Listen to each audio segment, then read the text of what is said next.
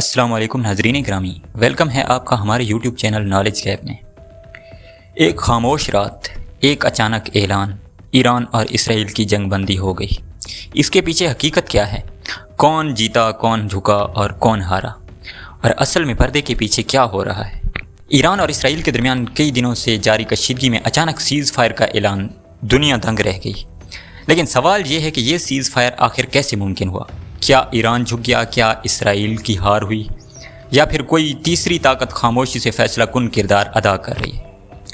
اصل میں ایران نے جنگ کے دوران اپنی فوجی طاقت، ڈرونز اور بیلسٹک میزائلوں سے صرف اسرائیل کو خبردار نہیں کیا، بلکہ دنیا کو بھی دکھایا کہ وہ کوئی کمزور ملک نہیں۔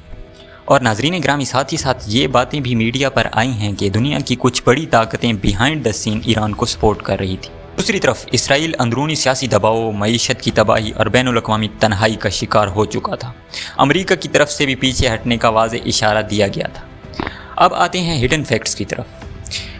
فیکٹ نمبر 1، رپورٹ سامنے آئی ہیں کہ سیز فائر کے بعد رشیا اور چین کے ایران کے ساتھ رابطے بڑھ گئے ہیں۔ کیا نیا بلاک بننے جا رہا ہے؟ ہڈن فیکٹ نمبر 2، اسرائیل کی اندرونی ایجنسیوں نے سیز فائر کو وقتی حربہ قرار دیا ہے۔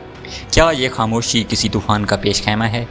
یعنی کچھ وقت مل جائے گا اسرائیل کو تاکہ وہ اپنی جنگی ساز و سامان اور تیاری کو پوری کر لے اور دوبارہ سے ایران پر بڑی طاقت کے ساتھ حملہ کرے۔ Hidden fact number 3، cease fire کے فوراً بعد عرب ممالک اور پاکستان کے نمائندوں کے بھی ایران کے ساتھ رابطے دیکھے گئے ہیں۔ ایک نیا سفارتی محاذ بھی کھلنے والا ہے۔ عالمی منڈی میں تیل کی قیمتیں فوراً نیچے آ گئیں، گولڈ کی قیمتیں نیچے آئیں، اسرائیل میں مظاہروں میں اضافہ ہوا۔ ایران نے خود کو مظلوم نہیں بلکہ طاقتور ریاست کے طور پر منوایا۔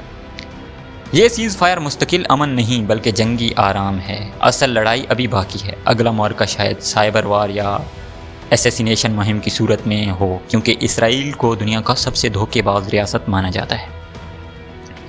کیا آپ کو لگتا ہے کہ یہ سیز فائر دیرپا ہے یا ایک نیا کھیل شروع ہو چکا ہے؟ کمنٹس میں اپنی رائے ضرور دیجیے، اور مزید اسی طرح کی دلچسپ ویڈیوز دیکھنے کے لیے ہمارے چینل کو سبسکرائب لازمی کریں۔ شکریہ۔